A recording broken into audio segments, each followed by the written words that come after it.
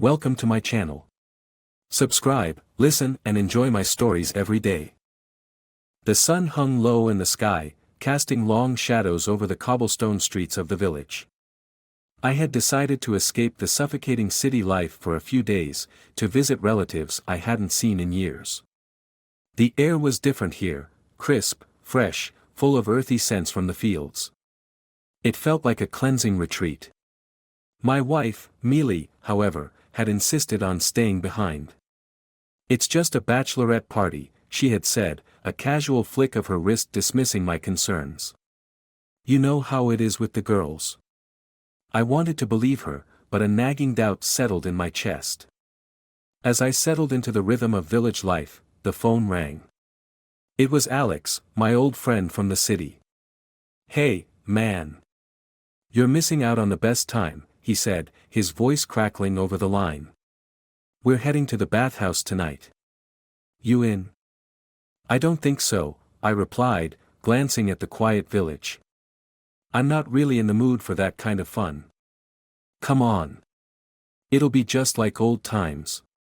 We'll have some drinks, relax. Plus, we'll call in some girls. No pressure, I promise." A wave of reluctance washed over me. It wasn't the girls I was worried about, it was the company. Still, Alex was persistent, his enthusiasm infectious. "No one's going to touch you, man. Just come and have a good time. Mealy's busy, right? You deserve a night out." His words tugged at something inside me. Maybe he was right. I hadn't seen the guys in ages. With a resigned sigh, I agreed. "All right, I'll come. But just for a little while." The bathhouse was steamy and vibrant, laughter echoing off the wooden walls. As I entered, the scent of eucalyptus enveloped me, mingling with the warmth of the sauna. I felt a sense of camaraderie wash over me, but it was quickly shattered when the door swung open, and in walked the very girls Alex had promised, Mealy among them. My heart sank. It felt as though the air had been sucked from the room. I stood frozen, my mind racing, disbelief clawing at my sanity. She looked stunning, her laughter ringing out like a chime. But it wasn't her laughter that caught my attention, it was the way she was leaning into one of my acquaintances, lips brushing against his in a kiss that felt like a dagger piercing through my chest. "Dude, you okay?" Alex whispered, noticing my pale face. I shook my head, struggling to process the sight before me. Mealy's infidelity hit me like a freight train. The betrayal, the lies, it all crashed over me like icy water. "I need to get out of here," I managed to choke out, turning to leave. "Wait." Alex grabbed my arm, desperation creeping into his voice. "Don't go. We can talk about this." "Talk about what?" I spat, anger boiling over. "Talk about how my wife is kissing someone else." "What's there to talk about? Let's just stay. We can have a few drinks, clear your head." "No." I felt my fists clench at my sides, the urge to confront her roaring inside me. "I won't stay and watch her betray me. Not now." But the idea of leaving was suffocating. Instead, I turned back, determined to confront her. But before I could approach, she caught my eye, and a flicker of recognition passed across her face. I felt the adrenaline surge as I marched toward her, but something inside me twisted. "Hey, what's going on here?" I demanded, my voice steady despite the turmoil within. Mealy looked at me, wide-eyed, her smile faltering. "I didn't expect to see you here," she said, feigning innocence. Clearly, I shot back, my gaze flicking between her and the man beside her. "What's he doing kissing my wife?" Her laughter evaporated, replaced by a tense silence. "It's not what it looks like," she stammered, glancing nervously at her friend. "Then what is it, Mealy? Enlighten me." The crowd around us had begun to notice the escalating tension, whispers swirling through the steam. She took a step back, her expression shifting from surprise to something else, defiance. I was just having fun, she finally said, her tone sharp. You weren't supposed to be here. You have no right to judge me. No right? The betrayal surged through me like a wildfire, and I realized I was ready to take back control. You're the one who decided to play games while I'm miles away. Her eyes narrowed, and I could see the mask of indifference slipping. You don't understand, she snapped, frustration breaking through. You've been distant. I wanted to feel alive. The words stung, cutting deeper than any knife could. I felt my resolve harden, and in that moment, I decided, if she thought she could ruin our life together, I could ruin hers in return. I wouldn't confront her here, not yet. But I would make her pay for this betrayal. As I walked out of the bathhouse, leaving the laughter and warmth behind, I began plotting my revenge. I would destroy her destiny, just as she had shattered mine. Divorce was on the horizon, but first, I would make her feel the weight of her choices. No more games. The night air was cool against my flushed skin, and as I walked away, I felt a strange sense of clarity. I would not let this betrayal define me. I would turn it into something else, something that would ensure she would never forget me, or the love we once shared. Mealy had made her choice. Now, it was my turn. The following days drag on, the village feels both like a sanctuary and a prison.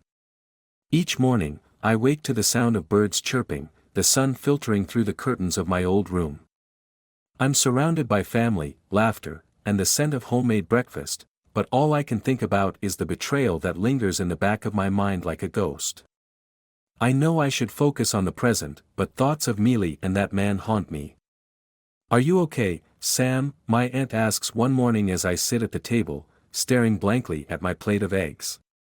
She eyes me with concern, her silver hair gleaming in the morning light. Yeah, just tired, I reply, forcing a smile. It's a lie, but it's easier than explaining. Why don't you take a walk later? The autumn leaves are beautiful this time of year, she suggests, a warm smile on her face. Maybe, I say, pushing my food around the plate. I can't shake the feeling that I need to do something, but what? Later that day, I step outside, the cool breeze a stark contrast to the fire simmering within me. I walk through the village, my mind racing. The landscape is serene, children play, neighbors chat, but all I see is Mealy, laughing, kissing someone else, the betrayal like a dark cloud hanging over me. As I reach the edge of the village, I spot Alex sitting on a bench, scrolling through his phone. I approach him, my heart pounding. We need to talk, I say, my tone leaving no room for argument. Alex looks up, surprise flickering in his eyes. Hey, man, everything all right? No, it's not. I saw Mealy the other night. His expression shifts to one of concern. What do you mean? I thought you weren't going to the bathhouse. I didn't plan to go, but then I saw her. With another guy. My voice shakes with anger, the betrayal still fresh. Alex's brow furrows. Shit, man. I'm sorry. I had no idea she would be there. Neither did I. I take a deep breath, trying to gather my thoughts. But now I can't just sit back and let this happen. I need a plan. A plan for what? Confronting her? No, something more, I reply, a dark idea forming in my mind. I want her to feel the pain she's caused me. I want revenge. Alex hesitates, glancing around as if the very air might carry my intentions. Revenge? That's risky, Sam. What do you have in mind? I lean closer, my voice low. I want to ruin her life. I want her to see what she's lost. It'll start with the divorce, but I'll make sure she knows it's because of what she did. She needs to understand the consequences of her actions. Dude, are you sure about this? It sounds pretty intense, Alex warns, concern etched on his face. Intense is what I need right now. I've been pushed to the edge, and I'm done being the nice guy. She chose this path, and now I'll choose mine. Okay, but you need to be careful. You don't want to make things worse than they already are. I'm not backing down. She's had her fun, now it's my turn. As the sun sets, casting a golden hue over the village, I feel a sense of determination wash over me. The stakes are high, but I'm ready to play. I make my way back home, my mind racing with possibilities. Later that night, I sit at my aunt's kitchen table, the glow of the single light above illuminating my thoughts. I pull out my phone, staring at Mealy's number, hesitating for a moment. This is it, the first step in my plan. With a deep breath, I type out a message: "We need to talk. Things have changed." My finger hovers over the send button, but doubt creeps in. What if she tries to manipulate me? What if she plays the victim? I hit send and watch as the message disappears into the void, my heart racing. There's no turning back now. A few minutes later, my phone buzzes. It's Mealy. What's wrong? Can we talk tomorrow? I stare at the screen, a grin creeping onto my face. She doesn't even realize what's coming. No. I want to meet tonight. The response is swift. Okay. Where? I consider my options. A public place? No, I want this to be intimate, personal. I type out the address of the small cafe at the edge of the village, a place we used to go when we first started dating. Meet me there in 30 minutes. I slide my phone back into my pocket, a mix of excitement and anxiety bubbling within me. This is my moment, the moment I'll confront her, the moment she'll begin to understand that actions have consequences. I arrive at the cafe first, the soft light spilling out into the darkening evening. The familiar smell of coffee and baked goods fills the air, but it does little to calm my nerves. I take a seat at a corner table, my leg bouncing up and down with anticipation. When she walks in, I barely recognize her. The carefree smile, the energy, gone. She looks apprehensive, her eyes scanning the room before landing on me. "Sam," she says softly, her voice barely above a whisper. "Mealy," I reply, gesturing for her to sit. We stare at each other, the tension palpable, and for a moment, I almost falter. But the image of her kissing that man pushes me forward. "I saw you the other night," I say, cutting through the silence. Her eyes widen.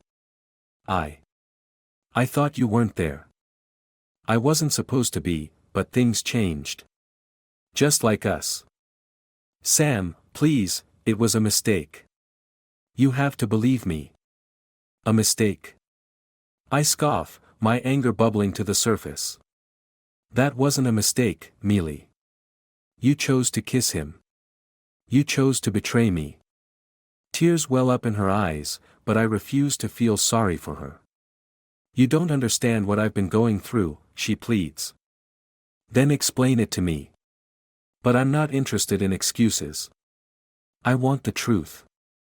The cafe buzzes around us, oblivious to the storm brewing at our table. I can feel the weight of her shame, the realization that she's been caught in her web of lies. "I've been feeling neglected," she finally admits, her voice trembling. "You've been so distant, Sam. I just wanted to feel something." I shake my head, disgusted. "You thought cheating was the answer. You could have talked to me." "I was afraid. I thought you wouldn't understand."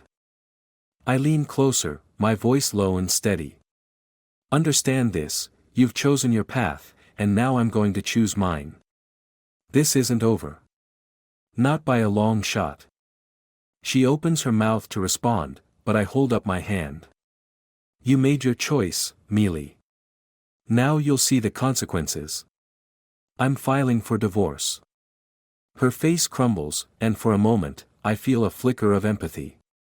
But it's quickly drowned out by the fire of revenge igniting within me. "I loved you, Sam," she whispers, her voice breaking. "Love doesn't hurt the way you did. I'm done." I stand up, leaving her sitting there, the reality of her choices crashing down around her. As I step out into the cool night, the weight of what I've just said settles on my shoulders like armor. I won't look back. I won't let her manipulate me again. Tonight marks the beginning of my plan. I'll make her feel every ounce of betrayal she caused me. I'll ensure she never forgets this moment. The sun rises the next morning, casting a harsh light on the decisions I made the night before. I sit on the edge of my bed, the silence of the village broken only by the distant sounds of roosters crowing and the rustle of leaves in the wind. Mealy's tear-streaked face haunts me, but I quickly push it aside. Today, I need to take action. I pull out my phone and scroll through my contacts until I find Alex's name. We need to meet. I hit send and wait, my heart racing with anticipation. A few moments later, my phone buzzes with a response. What's up? I need your help with something. Meet at the cafe. I reply with a simple, see you there. As I walk to the cafe, my mind buzzes with thoughts of my plan. The divorce papers are just the beginning. I need to expose Mealy, not just to me, but to everyone she cares about. I want her to feel the weight of her actions. When I arrive, Alex is already seated, nursing a cup of coffee. His brow furrows as he sees me approach. You look like you've seen a ghost, he says, his tone teasing but concerned. I'm not in the mood for jokes, Alex, I reply, sliding into the seat across from him. I'm serious about what I said last night. I want to ruin Mealy's life. His eyes widen. Whoa, that's a strong statement. What exactly do you have in mind? I'm filing for divorce today, but I want to do more than that. I want to make sure she understands that her choices have consequences. Consequences how? He asks, leaning in with intrigue. I want to expose her to our friends and family. I want everyone to know what she did. I want her to feel isolated. Alex pauses, processing my words. That's pretty harsh, Sam. Are you sure this is what you want? Absolutely, I respond, my voice steady. She has to feel the weight of what she did. I can't just let her walk away unscathed. Okay, but how are you going to pull this off? I've got some ideas. I'll start with her friends. They're the ones who encouraged her to cheat, after all. Alex nods slowly. All right, I'm in. Just let me know what you need. First, I need to contact some of our mutual friends. I want to get them all together for a meeting. I'll make sure Mealy gets invited. Sounds like a plan, Alex says, his expression turning serious. But you need to be careful. This could blow up in your face. I'm counting on it, I reply, a dark smile creeping across my face. After our conversation, I return to my relative's house, the weight of my plan pushing me forward. I sit down at the kitchen table and start going through my contacts again. One by one, I send out messages to Mealy's friends, inviting them to meet at a local bar that evening for a casual get-together. I spin the tale that it's a chance for all of us to reconnect, unaware that it will become a trap for Mealy. The responses come flooding in, excitement bubbling through the texts. They're all in. I smile to myself, feeling a surge of satisfaction. As the day unfolds, the anticipation builds. I can't shake the feeling of exhilaration mixed with nervousness. Will this really work? I shake my head, banishing doubt. This is what I need to do.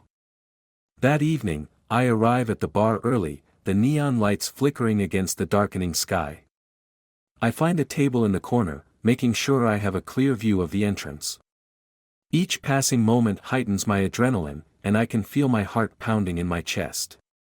Finally, the door swings open, and Mealy walks in, followed closely by a group of her friends.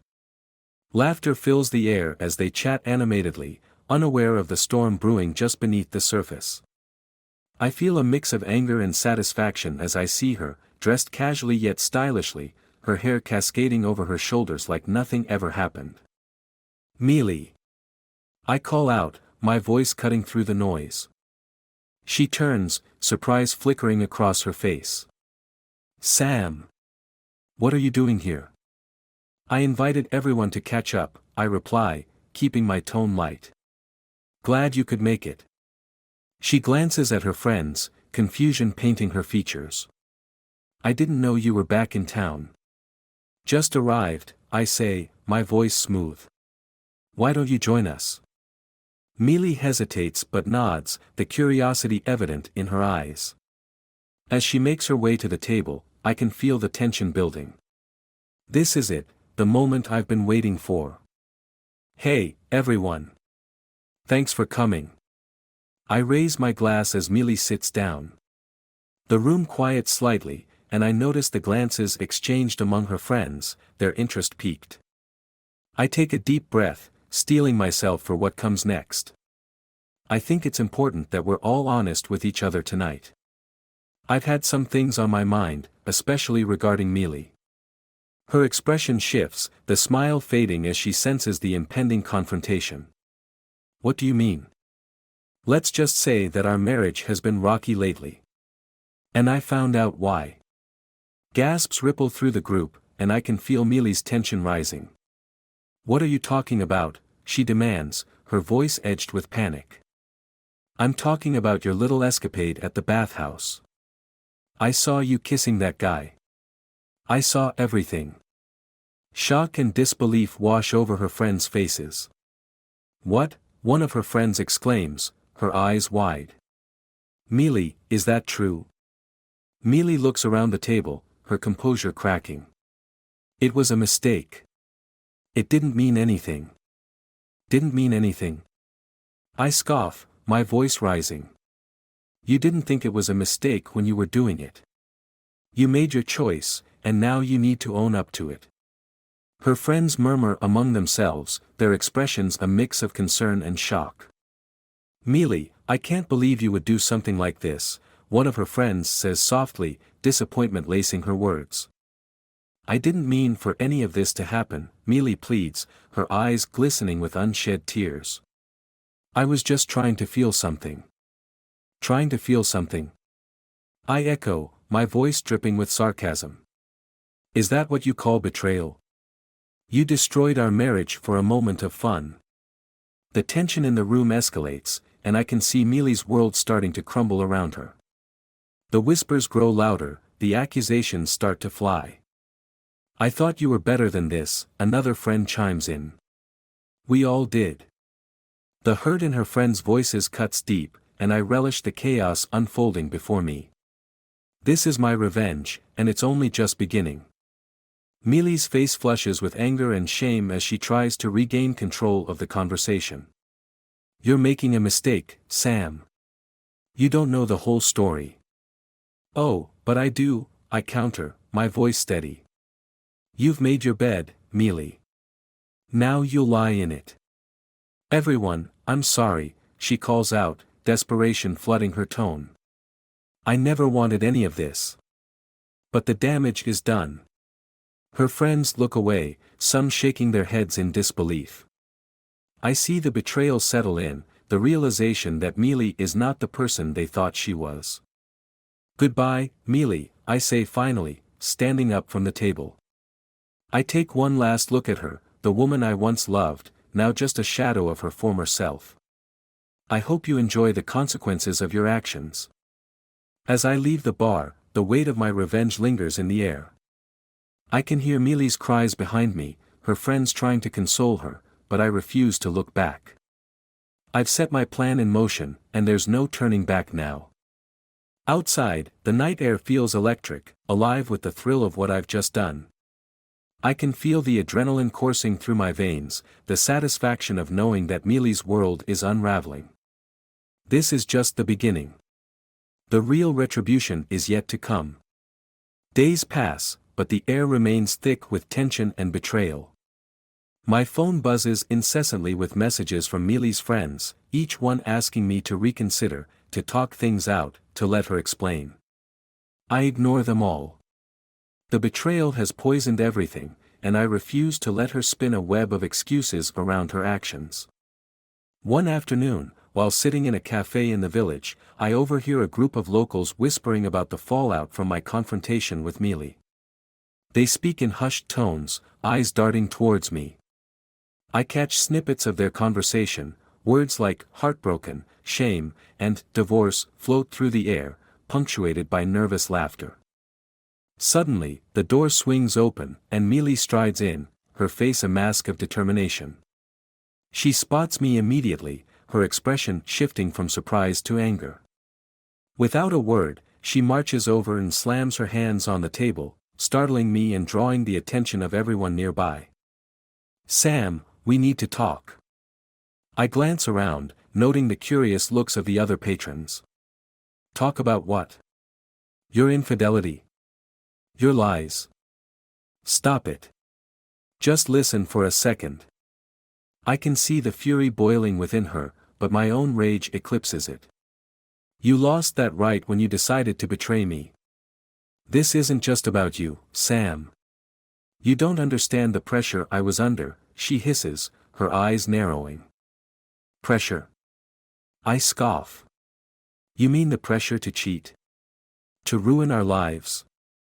She steps back, her voice lowering. "I was feeling lost. I thought you didn't love me anymore." "Clearly, you didn't love me either," I shoot back, the bitterness coating my words. "Sam, please," she pleads, desperation creeping into her voice. "I know I messed up, but we can fix this. Just give me a chance." The thought makes me laugh, a harsh, mocking sound that cuts through the tension. "Fix what? You've destroyed everything. What's there to fix?" Her face crumbles, the anger melting away to reveal vulnerability.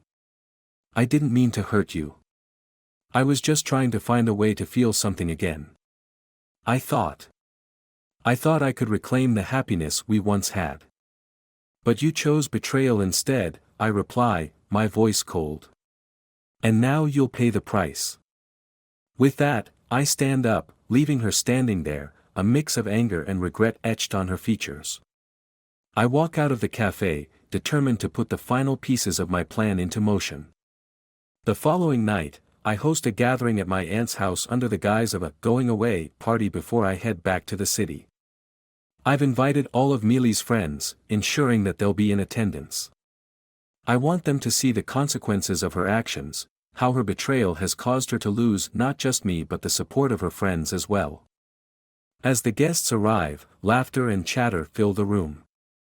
I keep my demeanor light, joking with everyone as if nothing is wrong. But inside, I feel a simmering anticipation. I glance at the clock, counting down the minutes until Mealy arrives. Finally, the door swings open, and in walks Mealy, looking uneasy. Her friends surround her, laughing and talking, but I can see the tension in her shoulders. She catches my eye, and for a moment, I feel a flash of regret. But it's quickly extinguished. "Surprise!" I call out, raising my glass. Everyone turns to Mealy, confusion etched on their faces. "What's going on?" one of her friends asks. "Just a little farewell party," I say, a smirk creeping onto my face. "In honor of our soon-to-be divorced friend." Gasps ripple through the room as Mealy's face pales. "Sam, what are you doing? I thought it was only fair that everyone knows the truth about your little escapade. Isn't that right, everyone?" I turn to the group, my voice dripping with sarcasm. "Mealy, what's he talking about?" one friend asks, her expression shifting from confusion to concern. I watch as Mealy's expression changes from shock to anger. "Sam, this isn't the place." "Then where is the right place, Mealy?" I snap, the anger boiling over. "You've dragged my name through the mud. Now it's your turn." I pull out my phone and show them the photos I took that night at the bathhouse, images of Mealy kissing that man, laughter echoing in the background, a moment frozen in time that captures her betrayal. "Care to explain this?" Mealy's eyes widen as her friends lean in closer, their expressions a mix of shock and disgust. I can explain." But I cut her off, raising my voice. No, Mealy. It's too late for explanations. You made your choice, and now everyone gets to see the truth. I can't believe you would do this, she shouts, her voice rising in anger. It's what you deserve. I reply, relishing the chaos I've created. Her friends murmur among themselves, the betrayal sinking in. I can see the anger bubbling in Mealy, but she's outnumbered. You're all just going to believe him, she demands, eyes flashing. Believe what? That you cheated on him, one friend retorts. Mealy, this isn't like you. Suddenly, Mealy lunges for my phone, her desperation evident. Give that back. I hold it just out of reach, a wicked smile on my face. Why?